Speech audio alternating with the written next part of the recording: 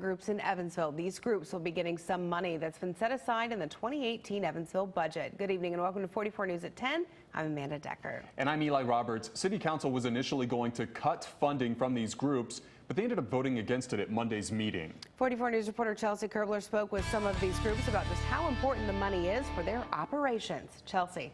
Amanda, nonprofit groups I spoke with say this was nothing short of a surprise. They were told they would not receive funding from the city and were planning for what to do if that happened. When I heard that we were going to get it, I was like, yes! I got excited because I was like, this is great because we really need it. City Council was originally going to cut funding from 16 nonprofit groups, but after public comment at Monday night's meeting, Council voted otherwise. I encourage Council to really reconsider this choice to cut those nonprofits out. I just think it's hard for me to envision why that kind of a choice would be made. Council voted to allow about $105,000 worth of funding to go to these nonprofit groups. When you're in a not-for-profit setting, any amount of money, and especially any decrease in funding, is very significant on not only staff but programs that we are doing as well. Swerka and Moore is set to receive $13,500 from the budget. The group is grateful for the money they'll receive, but just 3 years ago, Swerka was receiving about $50,000 a year from the city. 2 years ago, that funding was cut in half, and even more was cut last year. We just try to survive. The organization says it had to start charging a membership fee for its services and relying a lot more on fundraising. Yeah, we're kind of in a skeleton staff as it is, but we're doing it, and it's because we believe in what we're doing, and we love helping the 50-plus population in Evansville. The Evansville African American Museum is another group set to see funding from the budget. They'll receive $14,000. Executive Director Lou Porter says funding the museum is crucial. We're probably the only really historical place around that cater to the African American community. They need to hear the experience and the struggles that the African American people have gone through, and this museum really highlights that. With the way things seem to be going, Porter knows within the next few years, nonprofit groups could likely see even less or no money at all from the city. It means we have to get additional funding. I mean, we have to look elsewhere for additional funding. We go to our membership, we try grants, and then we try other, especially the corporate. The corporate individuals has been very good to the museum. For a list of the nonprofits set to receive funding and how much money they'll receive, visit our website, WEVV.com. Chelsea Kerbler, 44 News. Chelsea, thank you. Today was very rainy and stormy in some spots. That rain is ushering in some more fall-like temperatures. Now here's Chief Meteorologist Chad Evans with a first check of the forecast. Yeah, a brief burst of fall is ahead, at least for a couple of days. We had one round of showers and storms this morning, then a break, and then another round this evening, but that will gradually push out of here over the next few hours, and behind that just a lot of low clouds and some cooler air coming in. On 44 Viper radar, still some rain and isolated thunder around Owensboro, mainly on the US 60 bypass and up towards Tell City, and also around Utica, and some light rain around Henderson, a little bit around Evansville, and a few spotty showers here in parts of our southern Illinois counties. But the heaviest storm now from Hanson to Madisonville, moving eastward, exiting Arlington, headed for Sacramento, Bremen, Nebo, and also Greenville. So some torrential rainfall from this, and this is an area that has very wet soils right now. We've had a lot of rain in that region recently. Watch for some areas of flash flooding. We'll talk more coming up. A former teacher charged with voyeurism will not go to trial tomorrow as originally planned. Ryan Belmonte's lawyers asked for the trial to be moved to February 5th, and the court granted that request. The former Holy Rosary Catholic school teacher was arrested last December. He is accused of placing his cell phone inside a tissue box in a school bathroom. Investigators say Belmonte told them he was recording a student because he believed that student was trying to get out of tutoring. Belmonte is due back in court on January 23rd. The man who admitted to driving the wrong way on I-69, crashing into 2 cars and killing 3 people in Pike County last year, wants his sentence reduced. Brian Paquette pleaded guilty last year to multiple crimes, including 3 counts of resisting law enforcement by fleeing and a vehicle causing death. He was sentenced to 16 years on each count to be served consecutively, but the Court of Appeals did reverse 2 convictions, saying Paquette engaged in only 1 act of resisting. The Indiana Supreme Court will hear his appeal on Thursday. A registered sex offender out of Ohio County, Kentucky is now facing a charge of sexual abuse. The Kentucky State Police began an investigation into a sexual abuse complaint involving Charles Westerfield and a 13-year-old female victim. Authorities arrested the 72-year-old at his home in Ohio County. That came after a 5-month-long investigation. Tonight, he's being held in the Ohio County Jail on a $150,000 bond. An Owensboro man dies after trying to save a child along the Alabama coast. Authorities say Stephen Waller of Owensboro and Bradley Murphy of Mobile, Alabama, both drowned trying to save a child caught in a rip current. It happened last night at the Kiva Dunes Resort in Fort Morgan. Crews found Waller's body a few hours after that, but they're still searching for Murphy's body. The child did make it out safely and is doing okay tonight. Waller worked as an IT manager for the Owensboro Messenger Inquirer. Deputies say they can't find any relationship between those 2 men and the child they were trying to save. Today marks the 25th observance of World Mental Health Awareness Day. Organizations are bringing to light some of the hardest mental battles that one can go through. Right here in the Tri-State, the Kentucky Department of Veterans Affairs spoke about what services are available to veterans seeking help. They talked about some of the warning signs for post-traumatic stress disorder, which many coming home from war can suffer from. They also told loved ones what they can do if they see a veteran suffering. They need to be talking. One characteristic of many of our veterans, especially our wartime veterans, is they kind of hold things in and they don't tell people when they are hurting. And so my advice is you find somebody that you trust and talk to them. Holding things in tends to make it worse. Keep in mind, psychiatric care is available to local veterans. The Veterans Crisis Line also provides immediate service involving local law enforcement to those who need urgent care.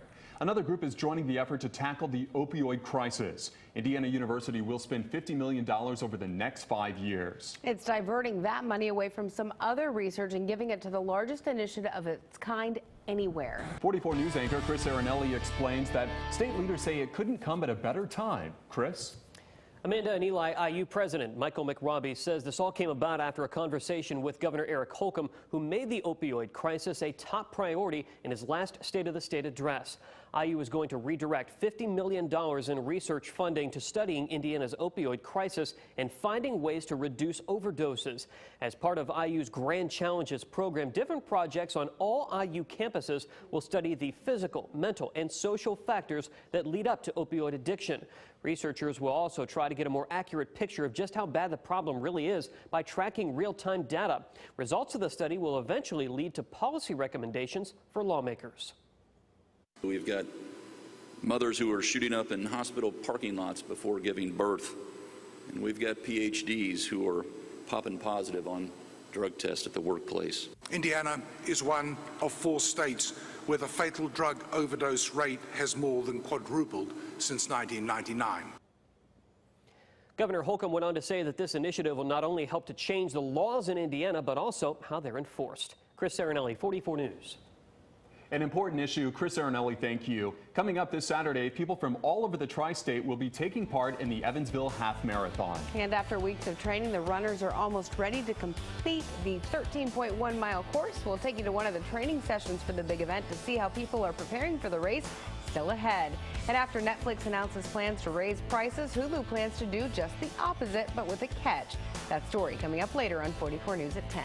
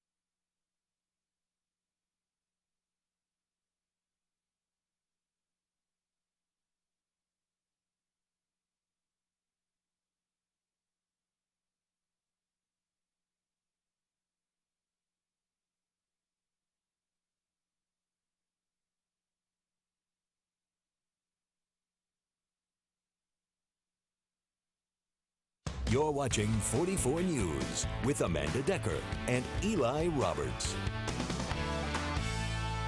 Welcome back. For the first time since 2007, the AIM Idea Summit is right back here in Evansville. It's giving groups and individuals a chance to share ideas to help improve Indiana's cities. They're working on ways to modernize and reimagine what a city like Evansville can become. And for the first time in conference history, Governor Eric Holcomb and his cabinet will be attending Thursday to speak with the groups involved in this year's event. Mayors and clerk treasurers from cities and towns all over Indiana can sit down and bring specific issues they have directly to cabinet members and directly to the governor. I think it speaks volumes about Governor Holcomb's understanding of the importance of cities and towns to a vibrant state. 150 groups have displays set up at the Old National Events Plaza from today through Thursday. A local group that gives back to women and children right here in the tri-state who are in need is getting a big donation. Holly's House received a $70,000 grant from the Allstate Foundation. The nonprofit organization received the check this morning. The Allstate Foundation says the grant will help keep services available for survivors of family violence and intimate crimes. In order to be available and meet the need in our community, we rely on gifts from corporate foundations, gifts from individuals, gifts from other entities, and this gift has been sustaining.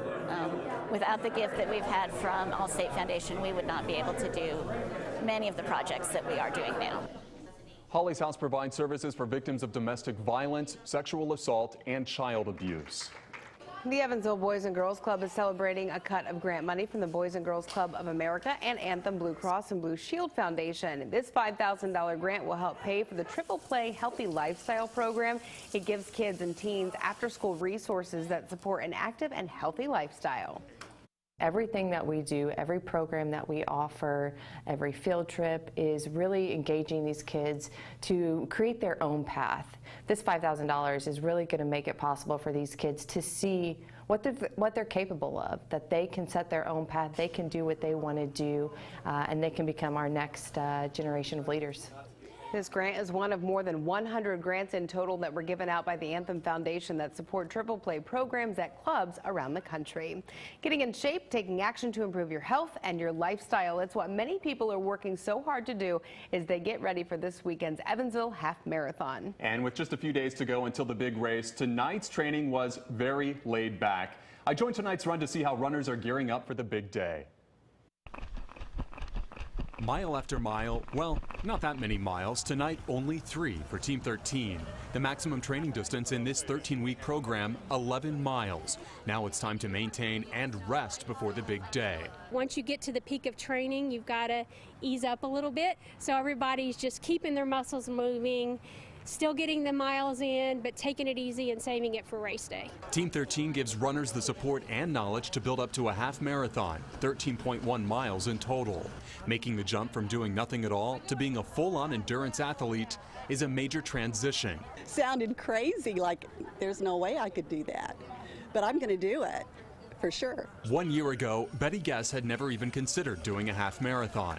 Then she met the man who later became her husband, a runner, and he talked her into joining Team 13, getting in shape for a half marathon. I cannot believe that I can actually go that many miles and still breathe and not collapse from the heat and the sweat and the exertion of it. Then it was time to take off. There was training to do. On your mark, get set, go. As we ran through Wesselman Park, across the Lloyd, conversation in my group turned to why we run. The energy mixed with the calm we all get after each mile. It's a team effort. Then it was time to stop for water, thanks to Brian Kellums. He's been manning the water stop now for 6 years, making a huge difference in his life. Since you guys have given me the Fitbit, I have been more active and lost 32 pounds. Water in hand, it was back to the pavement, 1.5 miles to go.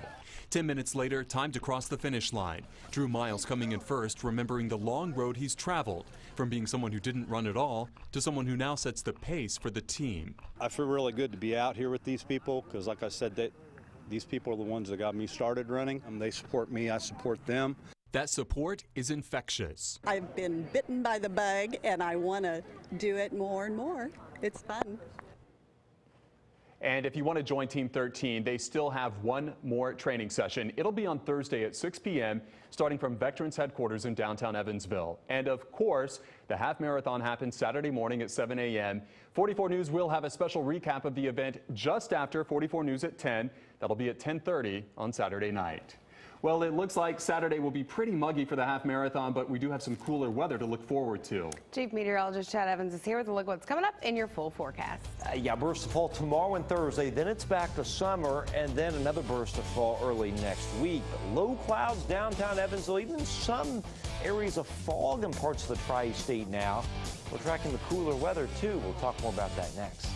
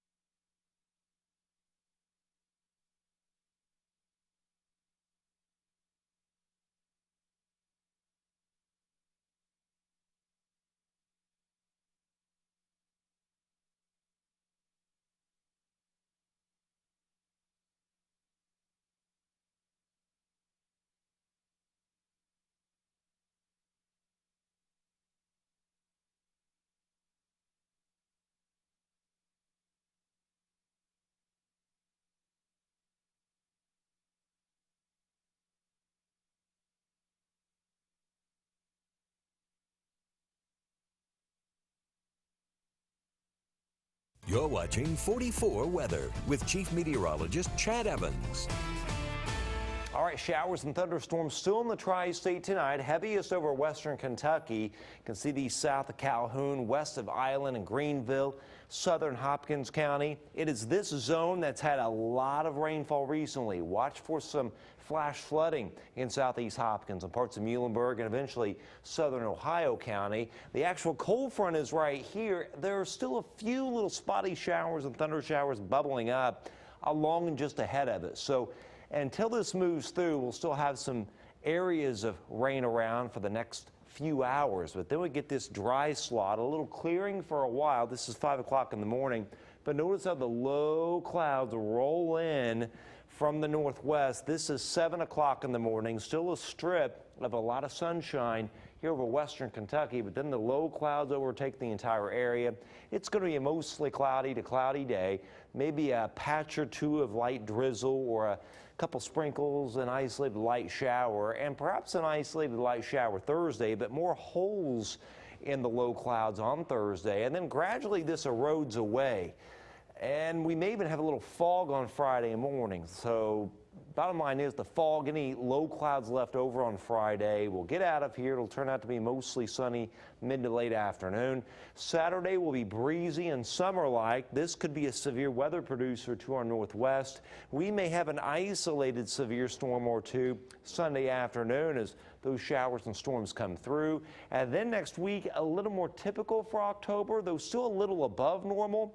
I think 70s are going to dominate a good chunk of the week, though we may get to the low 80s by the end of the week. There's your world weather window tomorrow morning, and the low clouds roll in, 57 at 7, 60 by 9 o'clock.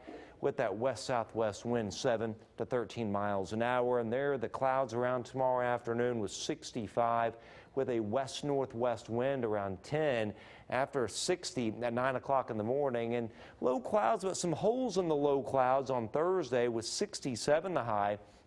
Winds out of a northwest to northerly direction and light becoming easterly late, and after some fog during the morning hours of Friday with some low clouds, then we see the sunshine.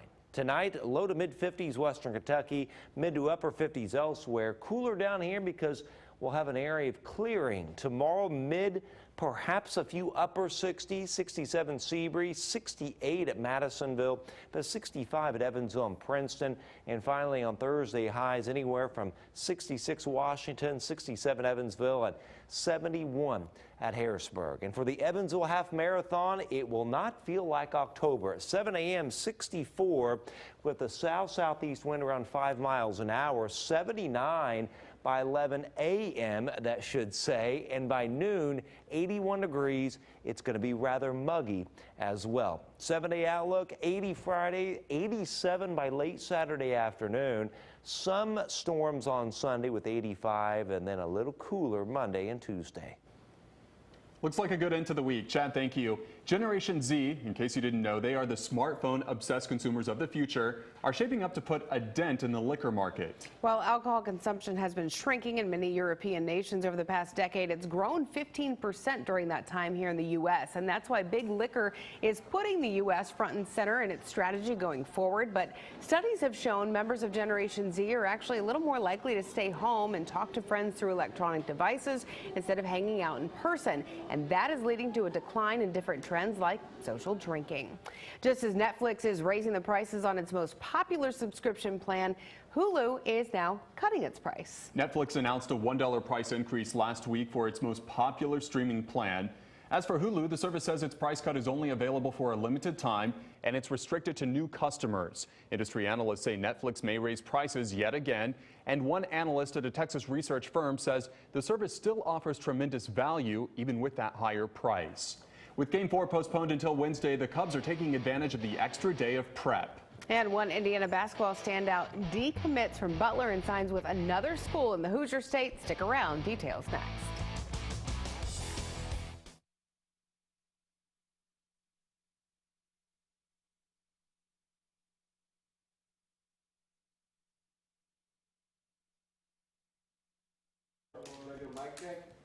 Hey, what's up? 1, 2, 3, 4, 5, 6.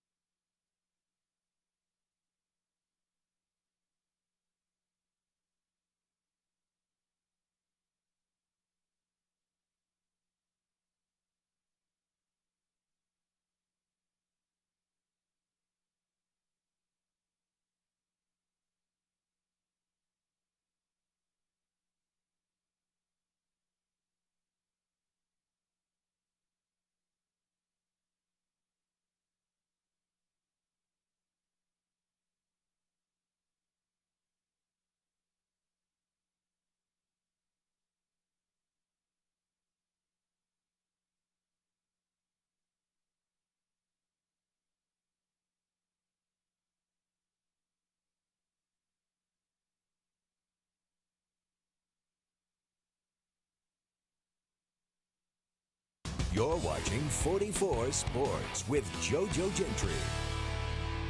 Game 4 of the NLDS is washed out in Chicago, but that doesn't mean the Cubs and Nationals aren't using the extra day to rest up for what could be a clinch for Chicago. Chicago leads 2-1 in the best-of-5 series going into Game 4, which is now set for Wednesday at 3:08 Central to be exact. Cubs manager Joe Maddon said the World Series champions will stay with Jake Arrieta, who is coming off from a right hamstring injury, and getting clean hits off Washington's Scherzer will be key to clinch Game 4. You know, he's Max Scherzer for a reason. He was dominating us. There's no two ways about it. And Zoe with that hit, the double, to get him out of the game, you know, was big for us. You just feel energy when you get guys like him out of the game. They have a really good bullpen, but when you get their ace, their guy out of the game, then obviously we have to score. But a lot of momentum when we got that one run.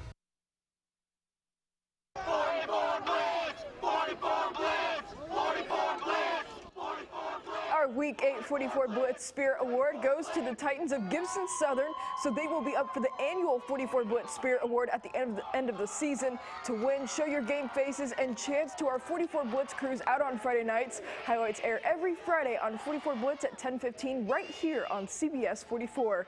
Cooper Neese decommits from Butler and signs with Indiana State men's basketball. He's Indiana's 7th all-time scoring leader and received an offer from UE while he was in high school, but in the end, Neese can get the most minutes in Terre Haute. Butler over Indiana State, you know, it was still a very, very hard decision.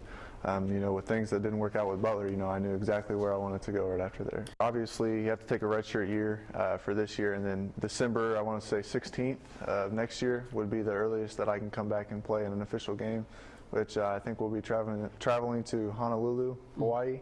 So, you know, that's a bummer, right? Well, Week 8 looks like it could be a bit of a sectional preview in terms of what we can expect from each program heading into the postseason. And before sectionals kick off in less than 2 weeks, 44 Sports will join Fox Sports Evansville 106.7 this Thursday at New Wings Etc. on Diamond Avenue to break down the area pairings. The live broadcast starts at 4 o'clock. 44 Sports and Fox Sports Radio Evansville will give away tickets to the IU-Wisconsin game during that broadcast. So if you were interested before, I don't know any other incentives to get you there. There you go. One Free incentive. tickets.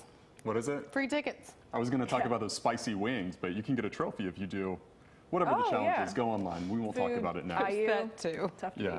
beat. Up next, it's a police station without any officers. We'll explain how it all works next. But first, here's what's coming up on The Late Show with Stephen Colbert. Tonight. All this time, we've been worried the next war would be caused by artificial intelligence. Turns out the real danger is natural stupidity. Colbert's All New with Tracy Ellis Ross. Tonight.